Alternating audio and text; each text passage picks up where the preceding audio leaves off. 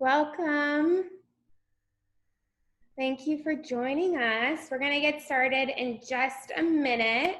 Just give everyone another minute or two to get hooked up and get into the webinar room. But thank you for being here with us. I see more people joining.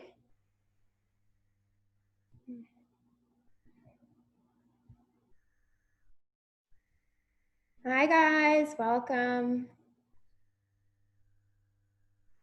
Cool. Great. Well, I know a few people will likely just continue trickling in, but we can go ahead and get started. So, hi everyone, my name is Megan. I'm the founder of MoxxieMade. Our mission at MoxxieMade is to encourage women to step into their most expansive, courageous lives. So we do that by building community, providing holistic mentorship, and really creating opportunities to embrace soul growth. And so with everything that we do, we really want to create a supportive environment for women to grow personally, professionally, and spiritually, really into the women that you feel called to be. And so I know that the last 3 months, and then especially the last 2 weeks, have been really intense, full of emotions. And so I know I myself am really looking forward to gathering together with the intention for collective healing and to learn from our amazing mentors. I think it's really important to vocalize and also act upon and make sure that all of our Black community members that are joining us tonight, that I stand with you, MoxxieMade stands with you. I want you to feel safe, respected, of value in our community, in our events, and in your daily lives. And I am committed not to only engaging in social, but in this lifelong journey of learning and unlearning and growing. And, you know, I mentioned this last week, but to our non-Black community members, growth is really uncomfortable. That's why I've created a space to support women in growth. It's difficult, it's messy, you make mistakes, but in this case, it's absolutely necessary. Our Black community members' lives are on the line, and this is the time to engage, not just in social, but making a commitment, a lifelong commitment in this journey. So thank you guys for being here tonight. I'm gonna bring our amazing mentors on. Hi guys, thanks for being here. Hi. Hi. Hi Liz, hi Minaa, hi Alyssa. So before we get started in our discussion tonight, you know, at the heart of MoxxieMade is community. And so I'd really love for all of the women joining us tonight to go into the chat box and you know, give our speakers and our mentors a warm hello. Let us know where you are joining us from. Okay, I see LA, I see Arizona. I love it. West Coast. Who else is joining us? Atlanta, Chicago, Panama, Kentucky, Canada, New York, Indianapolis, California, Australia. I love it. Global. Denver, North Carolina. You guys, that's so powerful. We have women here literally across the globe. Jamaica, joining us here tonight with the intention to gain support for our mental health and our inner healing. So you guys are the heart of this, and I want to make sure that although your cameras and your audio will be off for the evening, that you guys stay engaged, be in the chat box. We're going to be looking at it. This event's for you. So thank you guys for being here. I want to do a check-in with our community and see how you guys are feeling. So I'm going to be bringing up a poll. You guys should be seeing it. But in the, last 3 months, do you guys feel like your mental health has been negatively impacted? So I'll give everyone, it seems like an overwhelming yes, but I'll give everyone just a few more seconds to answer this. So yeah, I mean, overwhelmingly, I feel like everyone's in the same boat that in some way, shape, or form, your mental health has been impacted in this. So big thank you to our mentors for being here. So one more exercise that I just want to engage our community on is, if there's one emotion that you feel like has been really prevalent emotion that you've been experiencing over the last 3 months, could you share it with everyone? Just include it in the chat box. What is, I'm sure everyone's been feeling a myriad of emotions, but if there's one emotion that really stands out to you. So sadness, yeah, grief, guilt, overwhelm. Yeah, I can relate. Fear, absolutely. Yeah, anxiety, depression, guilt and grief, exhaustion, uncertainty, yeah, overwhelm. Yeah. I mean, I can relate to all of those emotions personally. And it just shows that we're kind of collectively in this moment and everyone's collectively feeling a lot of pain. So again, huge thank you for having the courage to come to this event, and huge thank you to our amazing mentors and mental health professionals that are here to really offer some support this evening. So thank you guys so much. I see you guys. So I'd love to kick off the evening just by having you guys go around and just introduce yourselves, tell our community a little bit about you. So, Minaa, why don't you start? Yeah. Hi, everyone. I just want to start off by saying thank you so much for joining. I really appreciate having your presence here. So I'm an author. I wrote a book called Rivers Are Coming, which is a collection of essays and poems on healing from depression and trauma. I'm also a writer. I've contributed to Well and Good, The Huffington Post, Conscious Magazine, and a variety of other mental health blogs. And most importantly, I am a social worker, and I work as a licensed psychotherapist at a full-time at a clinic, and I treat clients who struggle with depression, anxiety, and a variety of mental health issues. Thank you. How about you, Alyssa? Hi everyone, my name is Alyssa. I'm also a social worker. I'm a licensed psychotherapist with a private practice in Sherman Oaks, California. I specialize in treating anxiety, depression, but my jam is really helping people connect with their inner child. On top of my private practice, I am also a contributing writer for Mind Body Green. Thank you. Thank you for being here. Okay, and Liz. Hey everyone, social workers unite, because I'm also a social worker, so and a licensed psychotherapist based in Brooklyn, New York. Currently I'm working for a foster care organization providing cognitive behavioral therapy to youth of their foster families in the foster care system. Outside of my full-time career, I also am a huge advocate for mental health awareness on my social platforms and a very passionate person about sneakers and streetwear. And so last year I worked with Nike to create a sneaker and design my own sneaker called In My Feels Air Max 270 React, which proceeds went to the American Foundation for Suicide Prevention, and more recently collaborated with the Hundreds for a t-shirt during Mental Health Awareness Month to raise money for NAMI. So doing a lot in fashion and streetwear as well outside of full-time. Yeah. Hi, thanks for coming. Aw, thank you guys so much for being here. Right before all of our community members, right before this call, we met just to test audio, and I was asking about everyone's day, and all of them worked like a jam-packed full day providing support to other people. And so I'm always grateful to our speakers, but especially grateful for you guys being here tonight and offering this space to us. So thank you. I'd love to begin the conversation by talking about each of your own personal mental health journey. So, what was that journey like for you? And then also curious if there was a moment that really sparked this kind of aha that you wanted your life work and purpose to be around mental health advocacy and support. Yeah. I can jump in and say, so my life pretty much came full circle.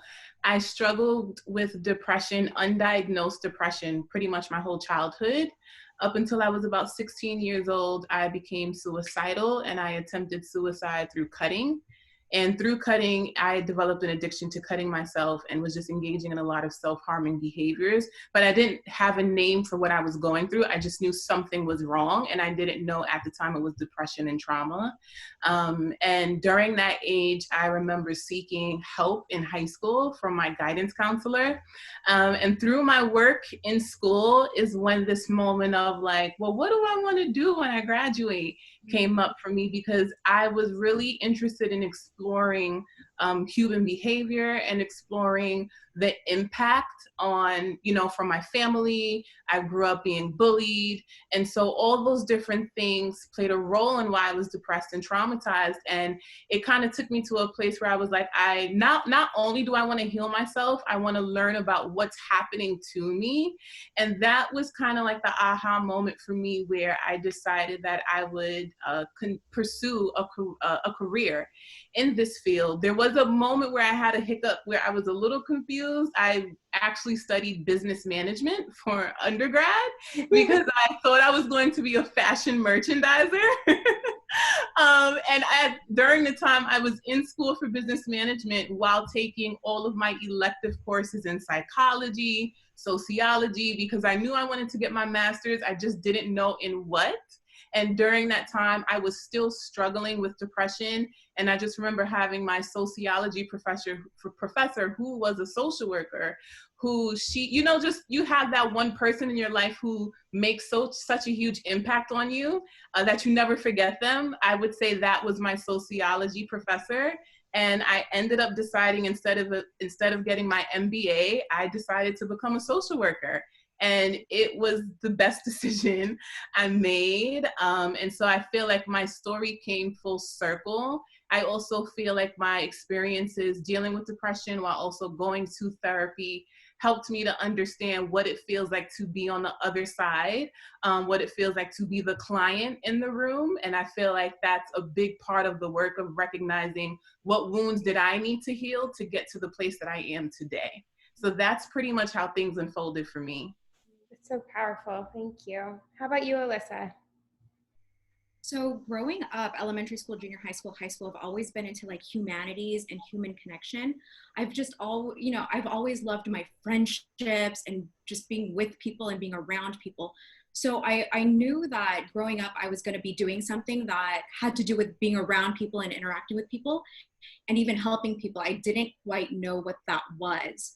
So when I went to undergrad, I majored in sociology because I was also very much interested in how like the systems outside of us have a direct effect on our emotional and mental health. Like I'm very, very much interested in systems.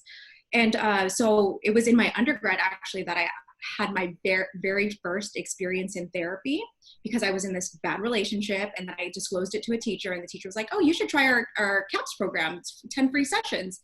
And so I was like, okay, that's great. And it was that first experience with that therapist. I was like, oh, wow, this is really nice.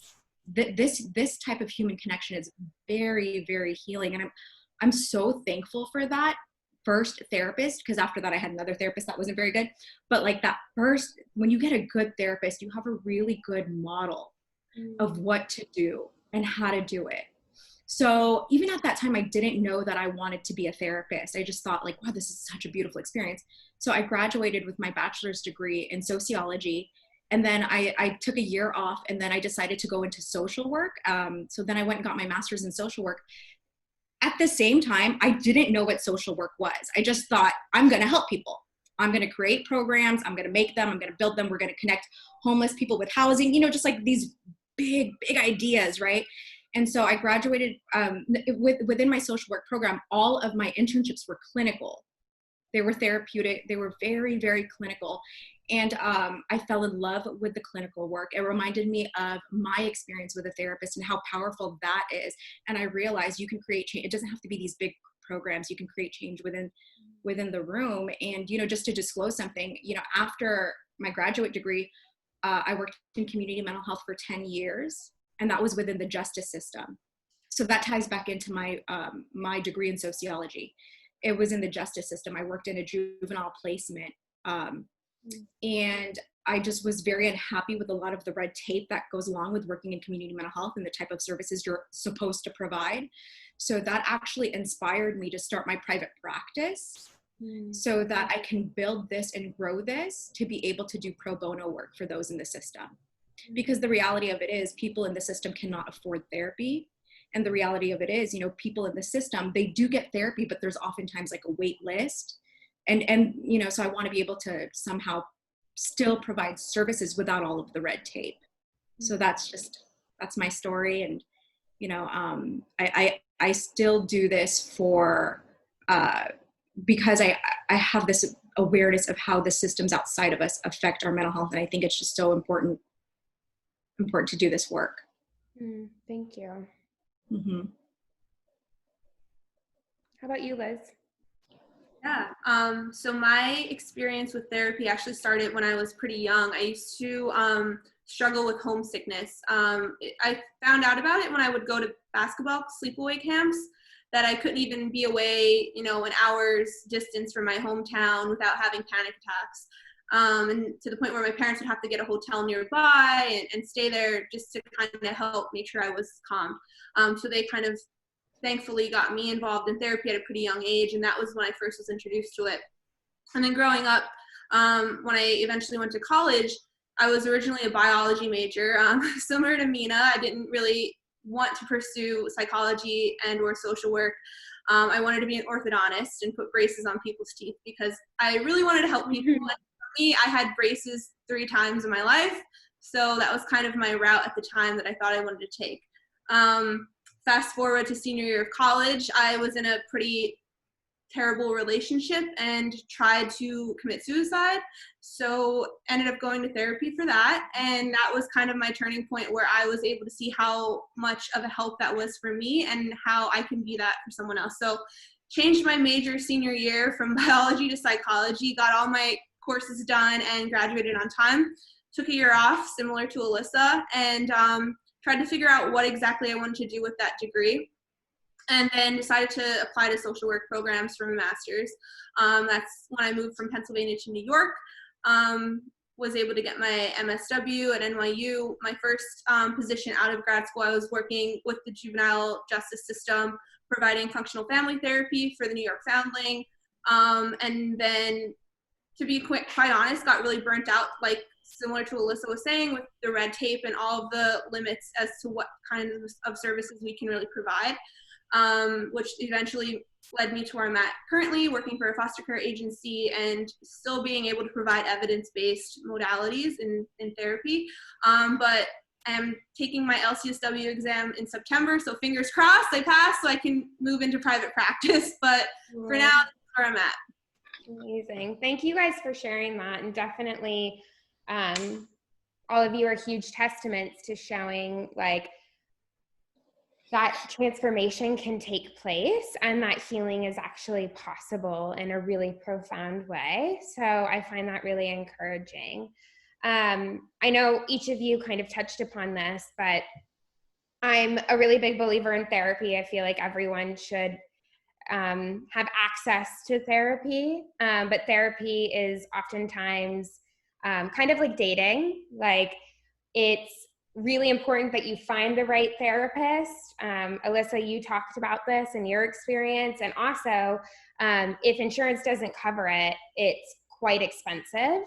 And so for anyone that's here tonight that might be interested in therapy, or I know 35% of our community was laid off or furloughed. Maybe they right now don't have the financial means for that. Any resources to help support their mental health in an accessible way. Yeah, I can jump in here and say, so there's a variety of ways people can go about it. So if you are uninsured and unemployed, you can reach out to a therapist to see if they offer a sliding scale fee, which means that they offer their rates at a discounted price. Some therapists as well, depending on what the need is, services can be free because a lot of therapists have scholarship funds for clients who are in need. So that's one way to go about it. There are also some clinics, SAMHSA, which is SAMSAH.gov. You can actually, if I'm wrong, you guys can plug in and don't worry, any resources that our mentors share, I'll send over in like a recap note to everyone. So that's actually a website, a database where you can find clinics within your neighborhood. So you just type in your zip code and you can find different clinics and mental health wellness centers in your neighborhood that can offer free services. Or if they're paid services, you can inquire if they offer a sliding scale. For those of you who are, let's say, college campus students, I know that we're doing everything remote, but there are college counselors. So you can inquire to see if the counselors are doing telehealth right now. And also for those who are still employed, your employee assistance program can also be an avenue and a resource to utilize. And for those of you who are looking for a therapist as well, people who are interns at practices often offer a lower rate than the therapists who are licensed. So you might want to inquire to see if there are any interns at sites providing therapy, because they often offer a reduced rate. So good. I also want to offer, there's another website. It's US based though. It's called openpathcollective.org. Have you guys heard of it? Yeah. Openpathcollective.org. It's actually a database of therapists, and they but they have sliding scale slots open, and it goes as low as $30. So openpathcollective.org, you just enter your zip code and it'll show you all the therapists in your area that have sliding scale slots available. Amazing. One more that I can offer, My Wellbeing, which is a therapist matchmaking service. They're amazing. I'm not sure if they're still offering, I'm pretty sure they are, free support groups during this time through telehealth with licensed practitioners. So that's another option if you were interested in group work as well. Yeah. And then for those of you who are in New York, I'm a really big fan of Alma, which is a really great community of therapists, and they also are now offering online services as well. I'd love to shift the conversation to today. So clearly our community is feeling a lot of emotions. How are you guys feeling at this time? And how are you guys also balancing your own processing while holding space for others right now? My emotions have been ebbing and flowing. They're never consistent. They haven't been consistent since March, since this pandemic started. And I'm sure everyone in this community right now is aware of everything that's taken place in our world over this last week. So I would say that my emotions are up and down.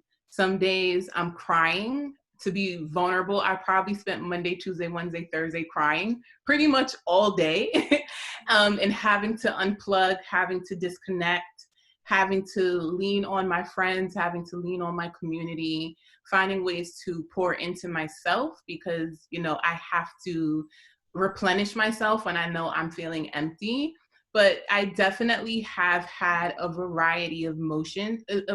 Nothing has been constant for a while for me lately. And I've just been doing the work of really self-reflecting and looking inwardly and giving myself the space that I need to grieve, the space that I need to cry, the space that I need to feel everything that I'm dealing with, because I'm still in a position where I have to show up for others. And I need to make sure that I am holding myself to a standard where I'm practicing self-care the same way I'm teaching others to practice self-care, because I have a community to show up for, I have a family to show up for, I have clients to show up for, but I have myself, most importantly, to show up for. So I've just been sitting with everything that I'm dealing with and finding safe spaces where I can acknowledge what I'm feeling, not judging myself for feeling what I'm feeling or shaming myself, but just really sitting in a place of recognizing what I'm feeling, what I'm going through, and what do I need? Because I think oftentimes we don't ask ourselves that. We think about what can we do, how can we keep busy, but I've had to ask myself, what do I need? And this week, the theme was rest. And so I'm really leaning into just resting, getting enough sleep, unplugging, removing my distractions away from my environment right now so that I can lean and rest in order to restore myself and rejuvenate. So good. Thank you.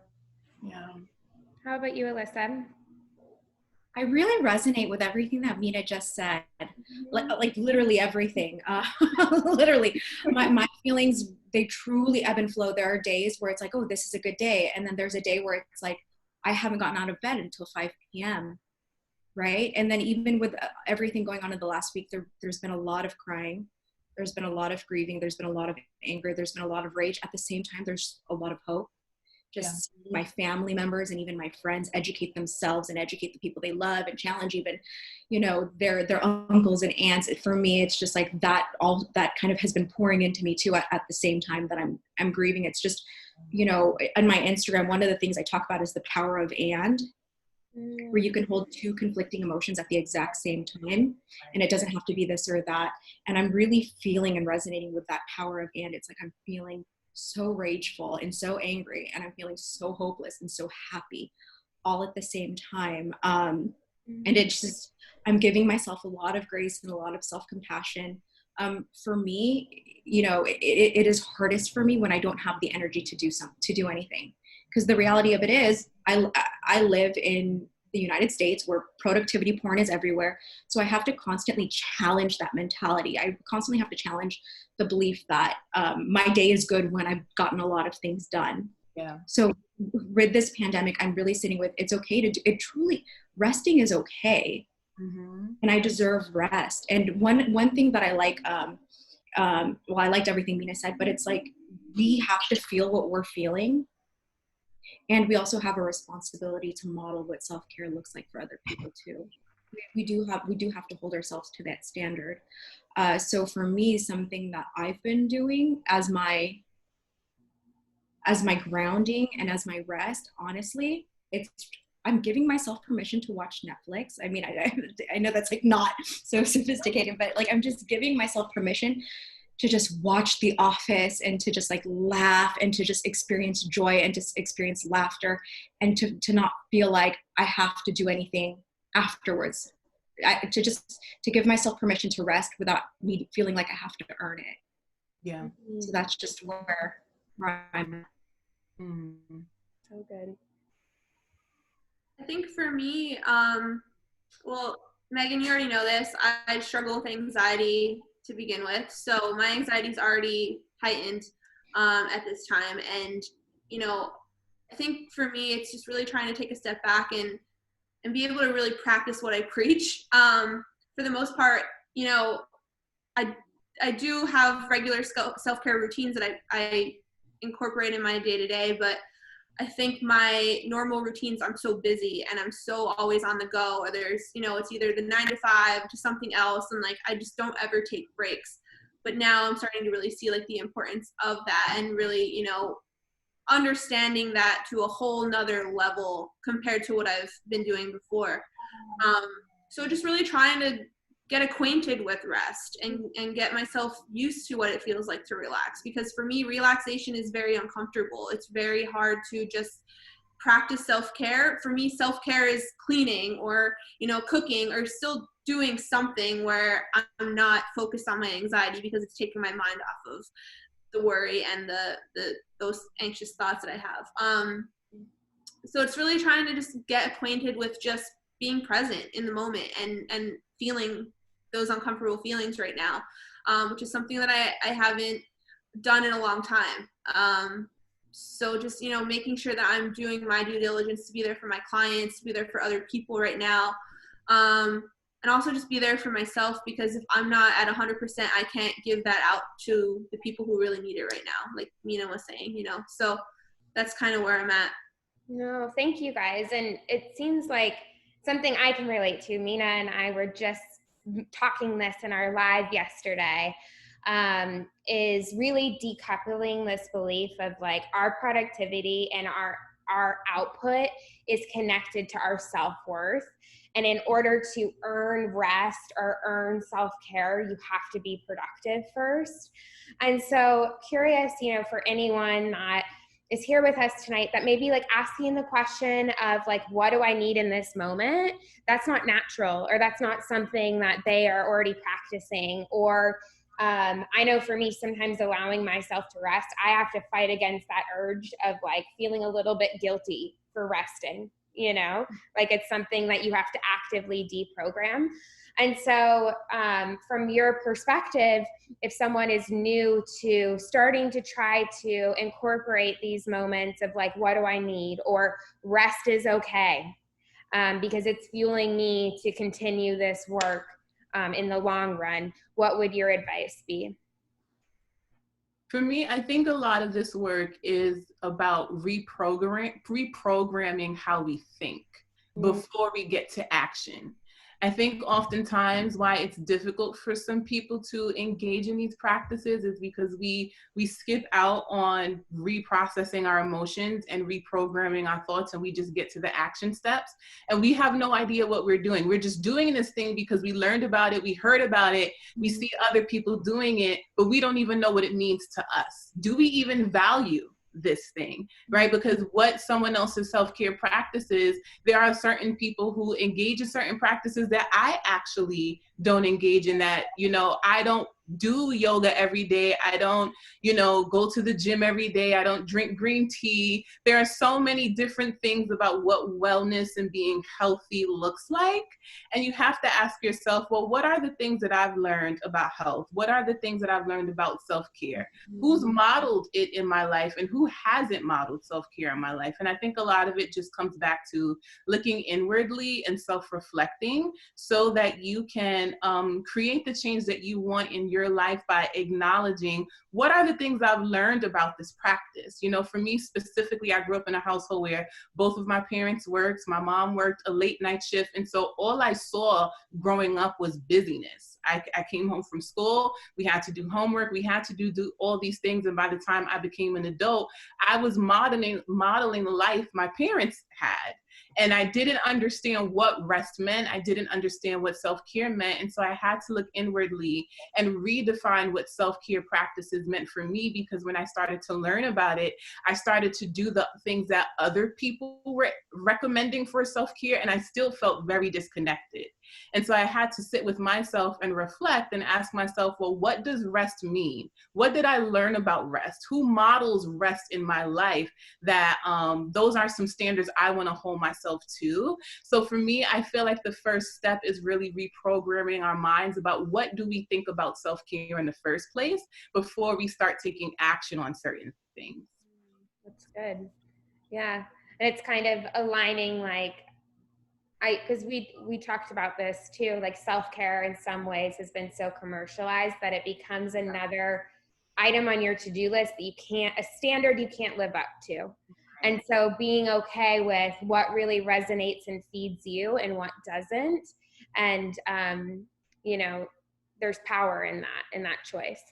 Right. And also recognizing too, self-care is also self-compassion. So if you're doing things out of state of judgment and out of state of shaming yourself to get something done, that's going opposite of self-care, right? And so that's why it's also like just recognizing, what did I learn about this thing? What do I want this to mean to me in my life? Because that will help me broaden my horizon about the things that actually pour into me, rather than engaging in practices that are depleting me, and I'm wondering why I'm still feeling burnt out and I'm doing self-care, but it's because you're doing things that you don't even value in your life. You just see other people doing it or recommending it without having a true understanding of what that thing means to you. So good. On another note, everyone's feeling all of these emotions, but I think it has to be a practice to look at like, okay, here's the emotion I'm experiencing, and then start to uncover, here are the thoughts that are driving that emotional experience, and start to look at them a little bit more objectively. And so someone who might be new to that practice, do you guys have specific exercises or frameworks that you work with your clients to start to peel apart, you know, the emotion and then the thoughts driving that emotional experience? Yeah, I mean, one of the models I'm trained in is cognitive behavioral therapy, which essentially talks about how our thoughts, our feelings, and our behaviors are all connected. And so it's really just working with our clients to practice how to, one, identify those automatic thoughts, you know, and be able to see what thoughts are helpful versus what thoughts are not helpful. And then kind of connect that to a feeling, you know, what kinds of feelings do those thoughts bring on? What are the range of those feelings? Are you feeling more than one feeling? And understanding, you know, what we can do in that moment to kind of ease that tension or the feeling if it's a negative one, and then connect it as well to the behavior. You know, if something happens and you're responding to it based on how you feel, and it might be a negative response, then we need to go back and reframe that original thought to help us feel just a little bit better. So that way our behavior isn't as severe as it was, you know. And for me, with my work with clients and teenagers, sometimes that might look like, you know, having a kid in school have someone comes up to one of my clients in school and says something disrespectful. And so that triggers them to feel angry. And they interpret that as, you know, this person doesn't like me or this person's out to get me. And then because of that, they might respond by getting into an argument or a physical altercation, you know. And so then it's going back into helping them understand, okay, what are the other possibilities that could have led to this happening? You know, what are the chances that what that person said to you is 100% accurate? You know, helping them understand that might not be even a true statement. That person might just have been having a really crappy day and unfortunately took it out on you, and helping them just kind of interpret that situation just a smidge differently so it ultimately affects their feelings and their behaviors. So that's CBT in a nutshell. But I think the power of reframes and just being able to identify those thoughts, and journaling is something that I think is really great for that, because you're able to write your thoughts down. And, you know, we're thinking constantly. Our brain is a machine, and we have like a conveyor belt of thoughts going every single day.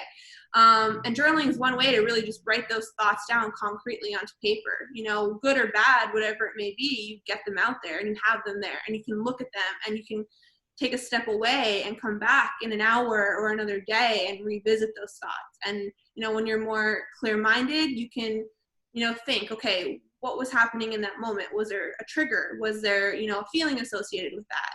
And really get down into the nitty-gritty and process everything. So journaling, I think, is a really great place to kind of start with your thought records and just kind of, you know, keep a track on that. Thank you. Yeah. I agree with the whole journaling. Something that I have my clients do is I ask them to just write out what they're feeling and their stream of consciousness. Anything that comes up, your raw, uncut, uncensored thoughts, I want you to write it all down, because something that I want people to begin to pay attention to are your thoughts. And, you know, one of the things that I do work with and specialize in is mindfulness. So it's noticing what you're thinking and feeling without judging it, without trying to change it. And just recognizing that it's there, and helping people understand that they are not their thoughts. They are not their thoughts. And that whatever thoughts we have, you know, we want to be able to accept it. We want to be able to accept them and approach them with a lot of self-compassion. So I think just being able to help people recognize their thoughts. And then once we are able to recognize a series of thoughts, then we go into what are some patterns? Do I often take things personal? Do I often jump to conclusions? Do I often engage in emotional reasoning? And then we go a little bit deeper than that too, right? If the thoughts are very critical, if the thoughts are really critical, then we go into, where did I learn this type of thinking? Who modeled this for me? Who spoke to me this way? And once we, because for me, I like to gather so much evidence from my clients with regard to what their thought patterns are like and just what it sounds like. And then at one point I'll ask them, does this sound like anybody to you? Because as human beings, right? And in our childhoods, we learn so much from our environment, from our parents, our caregivers, our teachers, any of that. We absorb that and we internalize everything, and everything that people say to us, it becomes introjects, right? And so if what we're hearing is negative, whether people are saying negative things to us, or we're witnessing our parents saying negative things about themselves, we internalize that. And that becomes embedded in our unconscious mind. And so that's why I like the journal practice, just stream of consciousness, because we get to see kind of this that's in our unconscious minds. And then once I can help my clients just see those thoughts objectively without judging it, without shaming themselves, we can then begin to unpack, where did I learn this? Where did this come from? Because, you know, you can't heal what you don't know. Right. You can't heal what you're not aware of. Yeah. That's so good. Right. So that's one of the practices I do with clients when it comes to just recognizing their thought patterns and healing them. Yeah. Yeah. Alyssa and Liz pretty much spoke for me, so I don't have to add anything. The only thing that I will say is understanding too that there is no bad feeling, right? I think oftentimes too we shame ourselves for what we feel. There is no good or bad feeling. We just feel what we feel. We're humans, and when we learn to look at our feeling, when we learn to look at it from a lens of I am a person who feels these things. Feelings aren't facts. My feelings don't define me. It's something that I'm going through, and it's something that I'm experiencing. It also helps us to look at those things from an objective place and recognize I also have the power to change this feeling, because sometimes those feelings become so huge, and if we are dealing with these experiences for so long as well, we just assume we're going to stay stuck in this place forever. And it's important to recognize there is no right or wrong, there is no good or bad. We just are. We're beings who go through a variety of things. Like all of us even came into the live sharing how we've been feeling over the last few months, and it sounds like we all are going through the same experience of just feeling different emotions, and that's how life pans out, right? So I just want to add to that, it's very important for us to recognize that there is no right or wrong, there is no good or bad. We're just beings who feel things, and that's okay. That's so good. I don't know if you guys have read, I keep mentioning it, Untamed by Glennon Doyle, but she basically talks about how feeling the spectrum emotions is actually part of this human experience, not just the good ones, but feeling the spectrum of them. And my therapist once told me, like, there's 100 ways of looking at a situation. Why don't you pick one that serves you? Instead of always, you know, jumping to the conclusion of the one that's telling you kind of a negative thought story about yourself and whatever that narrative is. I want to shift the conversation and hand it over to you, Minaa.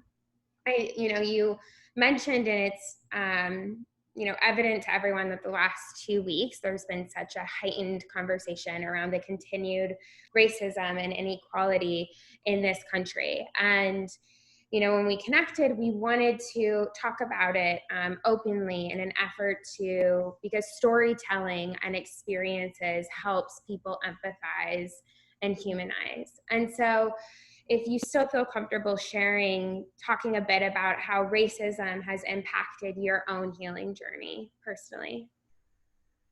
Yeah, I mean, it's been something I've dealt with my whole life as a Black woman in this country. My first experience with racism, I was about 9 or 10 years old. So that's a very young age to recognize that because of the color of my skin, I'm being treated a certain way. And on that being compounded on me being a child who was bullied, I grew up in this world where it was very difficult for me to feel like I fit in where I went. And so just, through my whole childhood, even as an adult, I've been called the N-word to my face many times. And I remember this one specific experience where a white man had called me the N-word on the train, and everyone on the train was white. It was the cart was barely empty. There was probably about 10 to 15 people in the cart, but they were all white. And I remember feeling like, if this man does something to me, no one's going to protect me. Because collectively, I have always felt as if white people never showed up for me. And so in this experience that's happening over the last 2 weeks, I've had a variety of emotions, which is why I've also had to unplug and disconnect, because there's a part of me that is grateful that people are becoming aware. At some point, we have to become aware, we shift, we unlearn. And I really want to give people the opportunity to do that. I've been doing my own self-reflections, but I also know distrust is very prominent in the Black community, specifically for me as a woman, where we're not heard by our doctors, we're not heard by our teachers. Young Black boys are overdiagnosed, right? And so we have a system that has continuously failed us, that I think the way the narrative is going, where it's like people are becoming aware and they're showing up and they want it to be comfortable, right? White people want it to be comfortable. They want someone to applaud them for having this awareness. And I think for people who are navigating this struggle, it's just important to recognize too that trust is something that we have to build upon, because there are also a lot of conversations of, well, is this just a trend? Are people just posting Black squares and in 2 weeks we're going back to our normal behaviors of not acknowledging that Black lives really actually do matter, right? When the protests die down and, people's Instagram posts start to shift and fade, are people still going to be doing the work? Are people still going to be practicing anti-racism?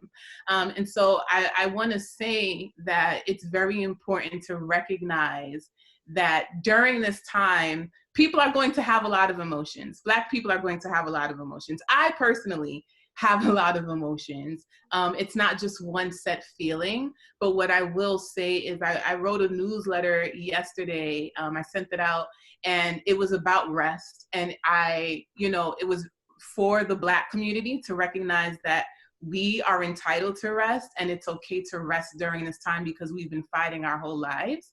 However, it's also an invitation to non-Black people and white people to recognize we also want you to rest, because we don't want you burning yourselves out and over-resourcing yourself and now learning all these different things and possibly causing harm because you want to fix something overnight.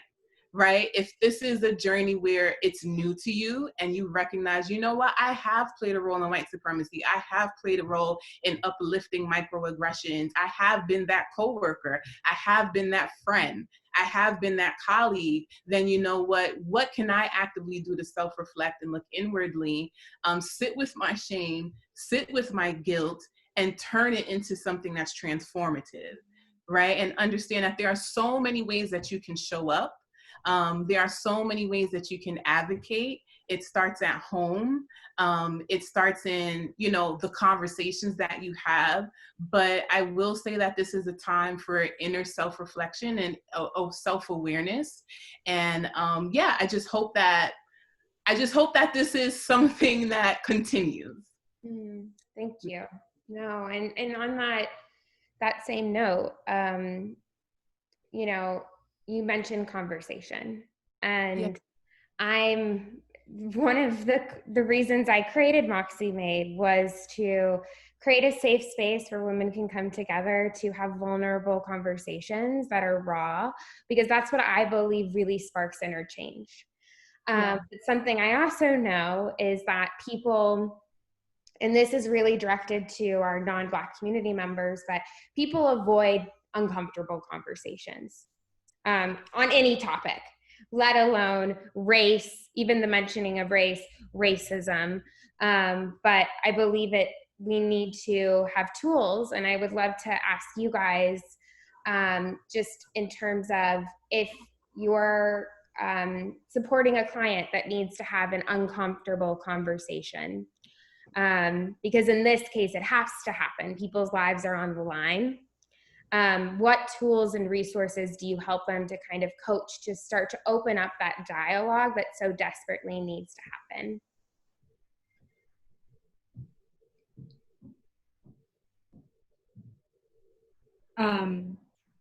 I would recommend, these conversations absolutely need to happen. Conversations start at home. Conversations also start with ourselves. We have to, we as, non-Black people have to unpack our own anti-Blackness and how that's been embedded in our subconscious minds, and how that's been just so thinly veiled and so covert, right? We have to be able to recognize how it plays out even within ourselves and within our thoughts. I read somewhere, you know, this whole movement, all of it, it's a marathon, not a sprint. So we really want to take our time to educate ourselves about what's happening, about social inequality, institutionalized racism, systemic racism, implicit bias, all of it, because it invades every aspect of our life, from mental health to the criminal justice system, to the healthcare system, to the education system. You know, to Minaa's point, within mental health, racism is evident in young Black boys being overdiagnosed with ADHD, and then even Black women being overdiagnosed with bipolar disorder. There is a lot of racism even within our own field. And so whatever field you are in individually, I really do recommend you unpack, how does racism and anti-Blackness show up in your field? Right? You want to get educated in it first, because the reality of it is, having conversations, these uncomfortable conversations with our aunts, our uncles, our parents, it's going to be hard. We just have to accept that, right? We just have to approach it knowing that it is going to be hard. Yeah. It's going to be harder if we're not prepared. It's going to be harder if we're coming at it from a place of just rage without knowledge. Yeah. So we want to couch that with knowledge and understanding, so that when we go into those conversations, because people are going to be coming from wherever they're going to come from based on what they've been through in their lives. But we want to make sure that when we approach those situations, and when our clients approach those situations, they're coming in there with information and with understanding and with facts, right? Because there's going to be a lot of deflecting that's going to happen in those conversations, a lot of gaslighting. So thank you. And I think it's really important to mention that all of those resources exist out there. They've been amplified the next week, and it's our responsibility as non-Black community members to do our due diligence and seek out those resources for ourselves, and really engage ourselves before approaching one of our Black members for information. So thank you guys. I think that's really helpful advice and a really insightful perspective, that that dialogue really needs to start with ourselves first, and then opens wider up to the people around us. So thank you.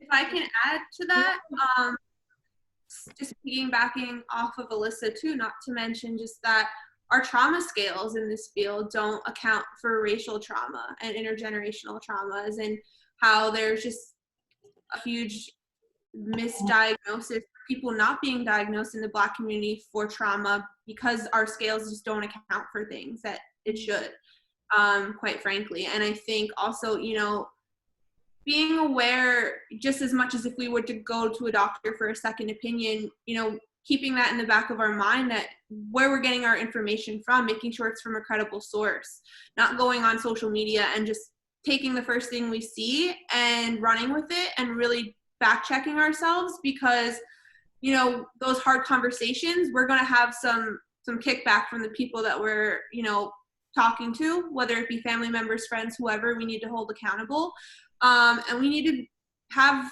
some ammo in our arsenals, you know, to be ready to kind of put them in their place, in a nice way and in a respectful way. I get a little feisty sometimes, but I think, you know, with that being said as well, just making sure that when we're having these conversations, also understanding that emotions come into play and things can get escalated at times. But I think in order to actually have someone hear you, when we're doing our job to be an ally and educate people, we need to also make sure that we're staying composed, and because nothing's ever going to be productive when it gets into a heated argument, because as soon as your emotions escalate, that person you're trying to speak to isn't hearing you.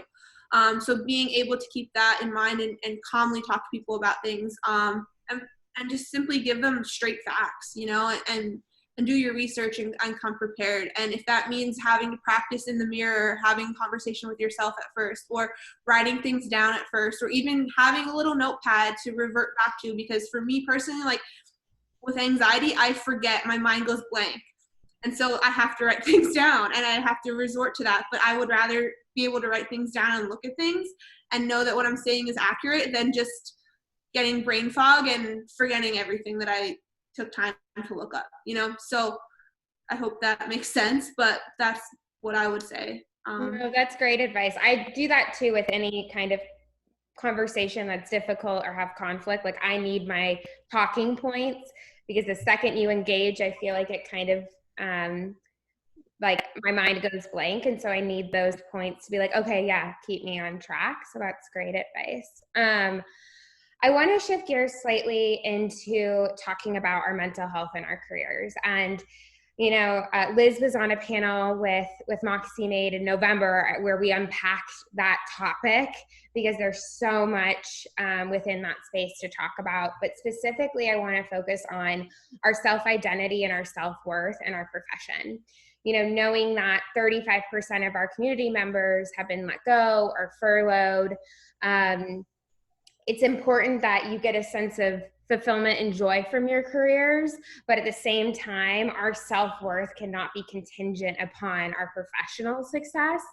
And so for people here tonight that might be experiencing that, how do you create a little bit of space between your identity and your self-worth and your professions? That's a really good question, because I grew up my whole life as well as someone who, you know, depending on what I did or the career that I chose, it meant I was either enough or how worthy I was. You know, how, you know, a lot of that was just really intertwined, and it took a lot for me to recognize that I could lose this at any moment. My desires for work can shift and change at any moment as well. And that doesn't mean I failed at this thing because now I want to move on from something else. Or if I am let go from this place, it doesn't mean that I am not good enough as a person. I think a lot of that is rooted in how you define who you are as a person, and you're going back to identity and self-reflecting and your value system and what you've been taught about who you are. You know, for me, it's really just been about looking inwardly and asking myself, recognizing too, like, what I do and how I show up for others doesn't define how worthy I am, right? And so when I'm doing the work that I'm doing with my clients, I have to learn how to separate, you know, who I am as a person and who I am when I'm showing up at my job, right? And so a lot of that really is just rooted in self-reflection and figuring out, well, who do I want to be and what have I been told about identity? You know, what have I learned about, you know, when it comes to worthiness and feeling enough, especially, again, going back to this idea of productivity and busyness. We spend pretty much all day at work, right? And so we get used to this idea that work pretty much takes up all the space in our lives, and therefore it defines who we are as people, and learning to separate the two by really doing that self-reflection work first of who am I? Because when I'm without this thing, that's really going to show what the foundation is. And you want the foundation to go back to who you are as a person. Yeah, your career is not the foundation. Right. The career is not the foundation. And for the people who have been furloughed, I do recommend just grieving, because you are grieving a part of you. You're grieving a part of your routine. You're grieving something that you were so, you know, that you were doing, you know, 5 days a week. And I heard this on a podcast, you know, the United, and I think a lot of that just shame around losing your job or being furloughed, and a lot of it does rest on capitalism, right? So we actually, you know, the US is one of the only countries where you meet somebody and one of the first questions you ask is, oh, what do you do? Right? They don't do that in other countries because nobody cares. So in here, or in capitalistic countries, there's this huge emphasis on what do you do? And when we hear that, then we automatically, you know, we're doing that because we're trying to size people up, right? We're sizing people up like, oh, what do you do? And just kind of like we're relating so much value onto a person's career. And I think we really have to identify, you know, where we learned that and what we associate with our careers and what value we place on our careers or what we do for work or what we do for a living. And then we want to remember that there are so many other parts to ourselves. Who am I outside of this? What else do I have to offer to this world outside of this? What is my purpose outside of this? Am I a sister? Am I a daughter? Am I a friend? Am I, you know what I mean? Am I a dog mom? Am I a mother? You know, what else do I have to offer? Because your career is not the only thing that you have to offer. That's so good.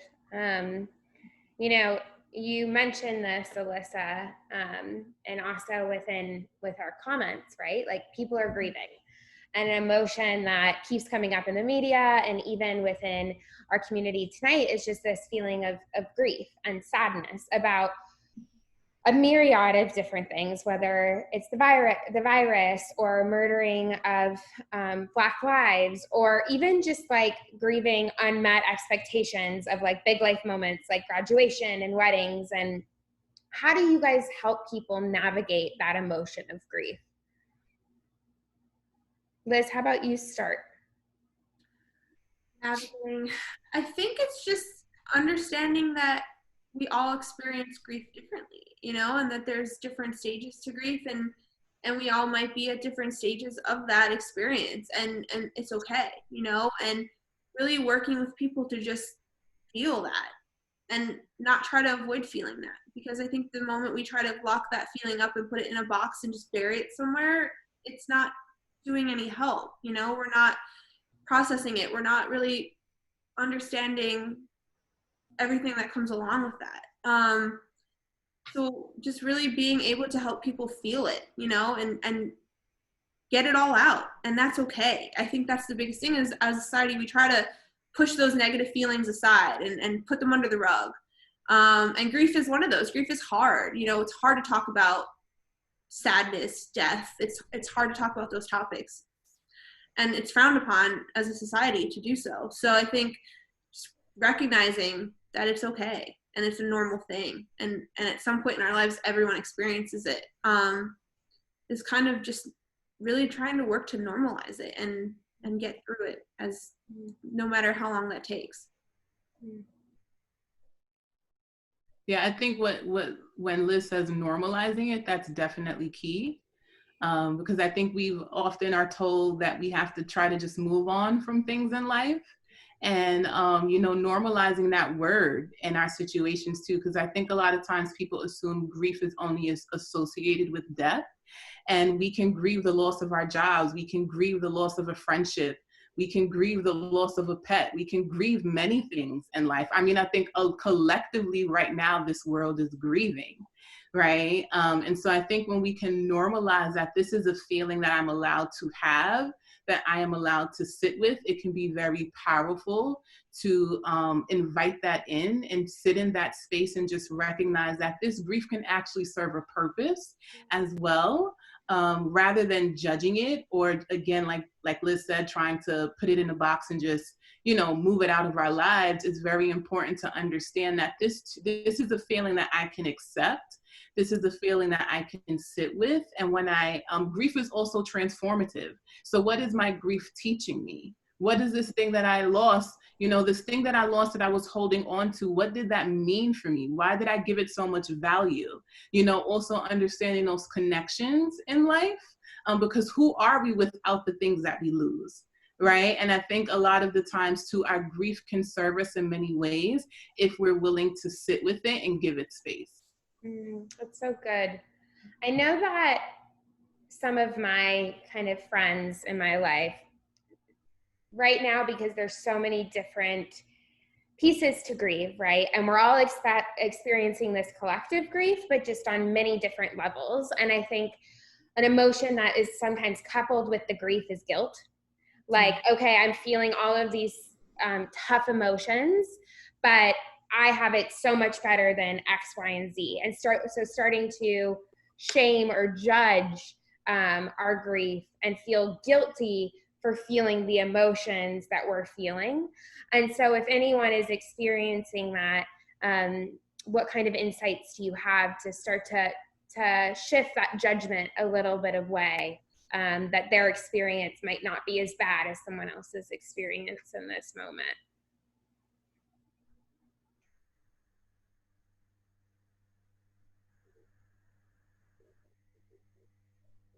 Well, I'll start off by saying that, you know, one of the things that I've learned is that guilt doesn't serve us. And so how can we take that guilt that we have and make it transformative? Because I think often too, we can get very consumed and caught up about the things that are outside of our control. And a lot of it is looking inwardly and asking myself, well, with the feelings that I'm having right now, how can I hold space for it? But also, how can I do something about it? Right? But then also the other side to it is, if I am feeling guilt about something that I can't fix or can't control, how can I practice self-forgiveness? Because a lot of the times too, the things that we feel guilty about, depending on what the scenario is or the situation, we hold on to that thing forever without really understanding the how powerful for self-forgiveness can be in those moments. And so remembering that, for me, it's just really understanding, like, guilt doesn't serve us. And so what emotion in this, what can we be feeling in this moment that can actually be transformative and actually help us utilize, turn that guilt into something that is bringing, you know, compassion to ourselves, but also the people around us. Also, you having that feeling doesn't change someone else's circumstance. So if you are someone who feels guilty that you have your job, but let's say your friend lost their job, you sitting with that guilt doesn't serve your friend. Right? And so most likely, because you feel guilty when you're around that person, you could possibly be saying harmful things, or you're so stuck on that guilt that you're trying to fix your friend's feelings. And we have to understand in those moments that guilt is not serving anyone, because it doesn't change the circumstance. When you're done with the conversation, your friend still don't have a job and you will still have your job. Right? And so how can you show up for others when you're feeling that feeling to make it transformative? Because we just have to recognize that, what is this feeling rooted in, right? And how can I change your perspective and change the narrative? Because guilt isn't going to serve us in many situations. So good. So there's so much to unpack in this space, and I just have 3 more questions, and then when I hand it over to Q&A. Liz, I'll direct this one to you, because you know, we can both relate in experiencing anxiety. And I think right now, collectively, there's a lot of feelings around anxiety because of, like, loss of control and uncertainty and just not really knowing what the future holds. And so do you have a practice or a tool, something that people that when they're feeling anxiety, they can kind of put to use when they're feeling those emotions? Because I know for me, like, we're having to sit with these emotions in a bigger way. We can't go to, like, our dopamine hits. Like, I can't go to a hug with a friend or workout class. Like, I have to sit with these emotions. And so transforming that anxious feeling and kind of moving beyond it. Yeah, absolutely. Grounding techniques, I think, are just super helpful personally for me. And with that, I'm a big fan of incorporating your 5 senses into those grounding techniques. So, you know, one thing in the moment, if I'm feeling anxious, I'll just name one thing I could smell, touch, taste, feel, and hear to try and just focus my mind in the present moment, somewhat of a type of mindfulness to just get myself centered and just grounded and less focused on those anxious thoughts. Another thing I would say is also playing off of your senses, but really just, like, honing in on them. So whether that be looking at a certain color or a picture or safe space visualization, hugging a pillow or a blanket or something that is comforting for you. For me as well, I love cold temperatures. So putting the air conditioning on full blast, squeezing ice or putting an ice pack, you know, on my head or my neck or my wrists, something to help calm my nervous system down. Hearing, I love putting on a good playlist, a good mood boosting playlist, something that I can dance to. Just the active movement in itself helps ground you as well. So literally shaking things out, exercise, things like that.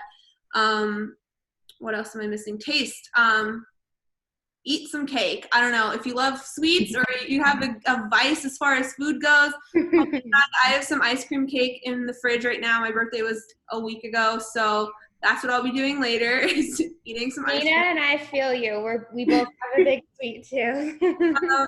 Yeah, just really doing things to help ground you in the moment, and being creative and remembering to meet yourself where you're at, because someone online or wherever might tell you one thing, and that's great. But if it's not a match for you, get creative and hone in on what you like to do and what your favorite things or hobbies might be. Sneakers, for me, like I'll clean a pair of shoes if I need to. It just helps me, be present in the moment. So stuff like that is really helpful. Yeah. I always, something I say is like anxiety lives in the future. And so those mindfulness techniques help because it like helps you stay centered now. So would love to invite the community to start going into the Q&A function and start inputting any questions that you have for our mentors, so that once we wrap up these last two questions, they're already there ready for us to go and we can answer them. So Alyssa, this question's for you. There's obviously been a ton of shifts within our relationships, whether it's interactions with coworkers, new ways of being with friends, but a theme I keep hearing is just difficulties in navigating this from a romantic partnership perspective. And so curious if you have any insights into why that might be, or kind of tools and support for people that might be quarantining at home and having challenges in communication with their romantic partners. Yeah, it actually makes a lot of sense right now. It's really normal also to have like those shifts in your relationship, because what's happening is your whole routine has been thrown off essentially, and all the things that you used to do to cope, they're kind of, gone for now. And so pre-pandemic in our normal life, we always had these like clear demarcations of when things started, when things ended, right? We would commute to work, then we would come back home, or we would get ready to go to the gym, then we would come back home. And now let's say if we're quarantining with our romantic partner, there is no more separation. Everything that we're doing is now in the same place, right? And without those extra coping skills and without the human connection that we actually are primitively wired to have as human beings, without our friendships, without our coworkers, we just have this one person. It is incredibly common and incredibly normal to experience an increased irritability, to just feel really irritable. And because, our partners are the closest people to us, it is a lot easier to express that to them, towards them, to project those feelings onto them. So if people are experiencing this right now during this pandemic, I think it's important for people to normalize that feeling, to know where it's coming from, and just to be aware of it. And so one of the ways to go about that is to just create some sort of separation within your routine, right? Just to kind of like have some space where if you're quarantining with a partner, being able to say, hey, I need some alone time in the house. Could you go for a walk?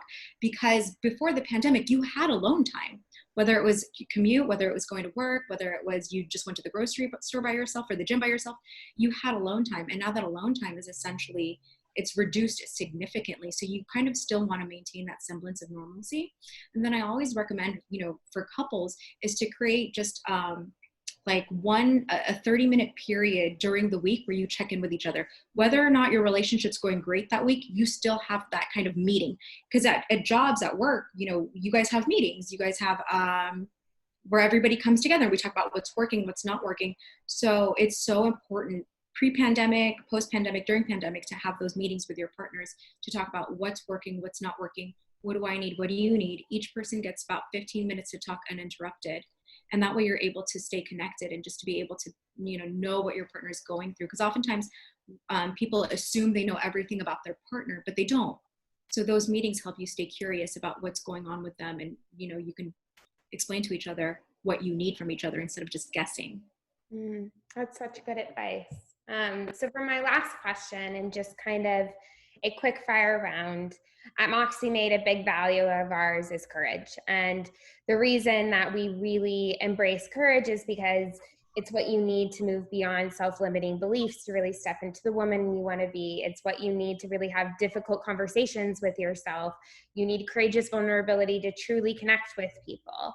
And so what is a moment in your lives over the past 3 months that you did something that was courageous and expansive for you? And it doesn't matter if it's big or small, but just something really quick, a moment that we can take to just celebrate that act of courage in your life.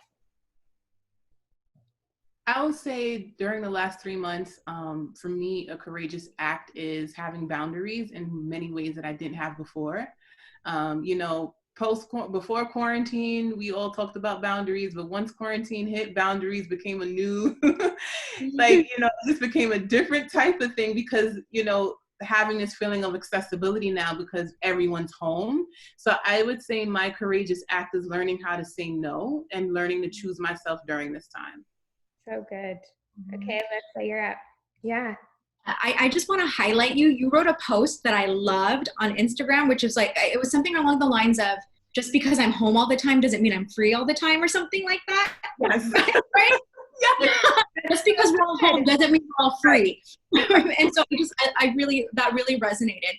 And for me, I think in these last 3 months, something that's just been courageous for me is giving myself permission to show up. Right? For me, doing this Zoom is courageous for me. You know, speaking, it's anxiety provoking. It's hard. All of that. So giving myself permission to show up, whether it's in this meeting or going on podcasts, and allowing my little girl permission to exist in this world, in this professional world. That's been very courageous. Thank you for being here. Thank you.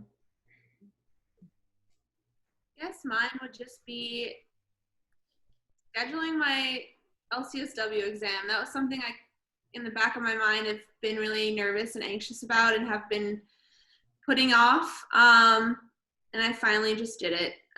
So I now have no choice but to get myself prepared for it. So that's what I would say.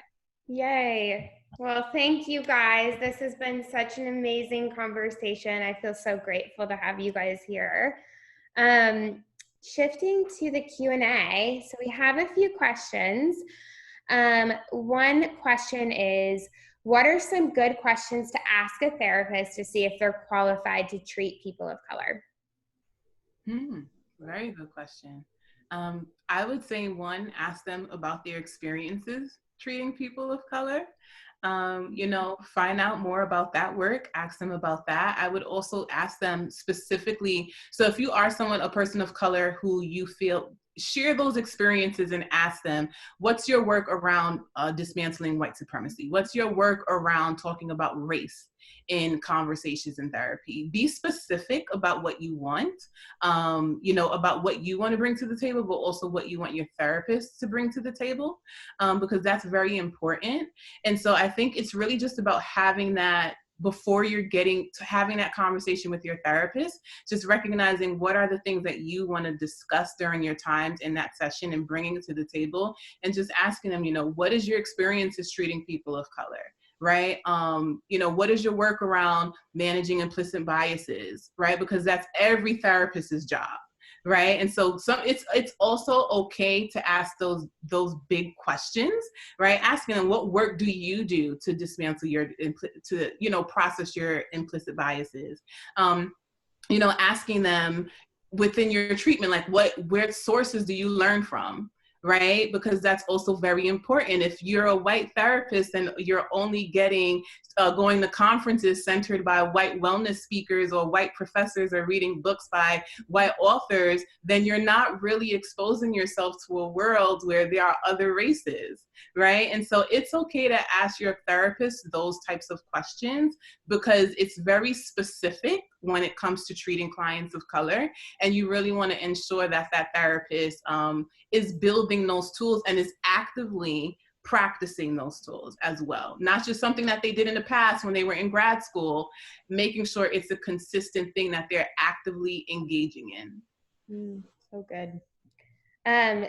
What advice can you give someone who's experiencing depression and feels like they're severely lacking connection to others and feeling irrelevant and unloved in this world?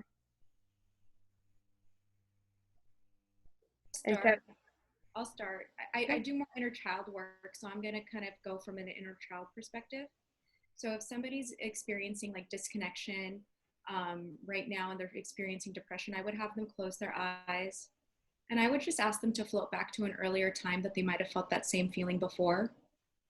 You know, try to bring to mind like a time where you may have felt something similar. How old were you? What were you going through? Who was around you? Who wasn't around you? And if they can just hold to image like what they looked like at that age, what they were like at that age, I would just ask them, what did that little girl, boy, person, what did they need to hear at that time? So just you know, what did you need to hear then? Right? You're safe, I love you, I'll protect you, you're enough. And then practice saying those things to yourself now. That's a lot of self-validation and self-compassion, but also connecting it back to the younger you. Thank you. So working on having these conversations with coworkers where they seem extra sensitive, but it's necessary, but also financially your work is on the line. How do you, any recommendations on approaching this? And I don't know if that's like specific to racism, but I also know there's like a lot of stigma around even having conversations in the workplace around our mental health too. So something I would recommend would be, you know, during supervision with your, you know, your boss, your supervisor, maybe bring it up in a space where you feel most comfortable. Try and create an environment for yourself in your career, at your job, where you can have those conversations, even if that means maybe talking first about it with a coworker that you trust and that you feel has the same, you know, values as you do. And really just making a list, you know, if that means going into your meeting with your boss and having this conversation and bringing the bullet points along, your speaking points along with you to really bring up. It's challenging to have these conversations at work, and it's not easy to ever talk, you know, about mental health in the workplace or any topic that's uncomfortable, racism, gender related issues, anything like that. So I think, you know, really working on building your own confidence in that conversation, and when you go in there with that confidence, I think that will also help the flow of the conversation. If you really believe in it, I think whoever you're speaking to will help, will believe in it as well. I hope that's okay advice. If anyone else wants to add to that, that's a tough question. Yeah. I would also add that it's important to recognize too that when we're having these conversations that we can't approach people with this mindset of what we want to hear and how we want them to respond. People can only meet you where they've met themselves. And so if it's a topic that's sensitive for them, that's inner work that they have to do. Don't let that stop you from speaking up about whatever it is that you feel like it's absolutely necessary for me to have this conversation. And that discomfort that comes up is for that person to sit with, right? Because we can't go into conversations with this idea of, this is what I want to share with you, and this is how I want you to respond to what I'm sharing. We have to let go of that, and we have to just have this willingness to say, this is going to be an uncomfortable conversation. I'm going to come to you anyway because it's necessary to have this conversation. And however it makes you feel, we can, if you have the capacity, we can talk about that. But if that person doesn't, that means that they're just not at that space where they're ready to either do the work or ready to have those types of conversations. And that's for something that's work they have to do. That's not work for us to try to do for them. So I just want to also make sure that we're recognizing how we're approaching those types of conversations if we have this idea of how we want someone to respond to us, because we're not always going to get the answers we want. But that don't let that stop you for showing up for something that you believe in. Mm-hmm. So good. And I know for me, when I've had conversations like this in the past, along that note, Minaa, like decoupling their reaction is something that's your responsibility. Like, you know, like you didn't cause that reaction in them, however it is, and just letting, reassuring yourself that like based on your values and what is so important to do, you might not get the reaction that you want, but it's not your responsibility in terms of how they emotionally react in that situation. Right. So I want to, as our kind of last activity, something that we do at the end of every MoxxieMade event is we want to take a moment to really celebrate our community. And so I would love everyone that's here with us in this moment to just close your eyes. And just like we asked our mentors here tonight, I want to ask you guys to reflect upon a moment over the last 3 months where you really exercised your courage muscle, where you did something that was expansive for you, and it has to be meaningful to you. It doesn't matter if it's big or small to anyone else's eyes, as long as for you it was just one of those moments where you were giving to yourself, you were stepping towards the woman that you want to become. And I would love for everyone to just open their eyes and share it with us as a group.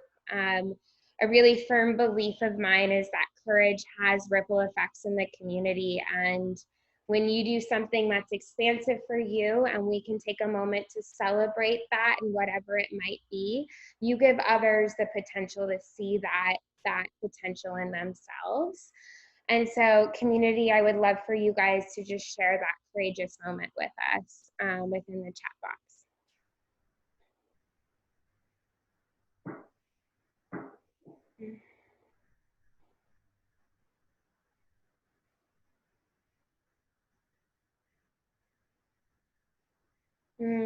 Finally feeling that my voice has value and sharing it with others.